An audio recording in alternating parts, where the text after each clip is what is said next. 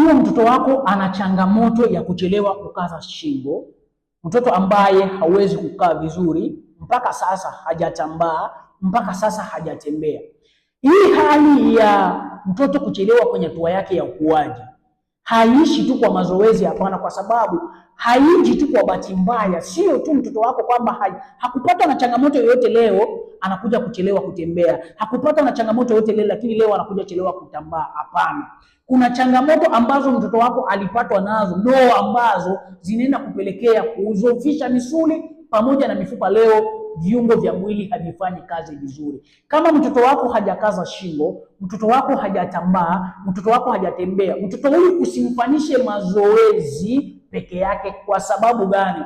Mazoezi peke yake hayawezi kumsaidia. Inawezekana mtoto wako alichelewa kulia wakati ulimzaa, mtoto wako ulimzaa premature, mtoto wako alikuja kupatwa na manjano, mtoto wako alikuja kupatwa na degedege au chinjio wa ubongo. Hizi changamoto zote ni changamoto ambazo zinaenda kuathiri ubongo, na inapoenda kuathiri ubongo, unashindwa kutoa yale mawasiliano kwenye viungo mbalimbali kama shingo, mikono, miguu pamoja na mgongo. Na ndio maana leo unakuja kukuta kwamba mtoto wako misuli ya shingo inakuwa dhaifu, mtoto anakuja chelewa kukaza shingo. Na kuchelewa kukaza shingo kwa mtoto kunaweza pia kuja kumchelewesha kwenye hizi hatua zote zinazofuata, ikiwemo kukaa, kutambaa na pia kutembea.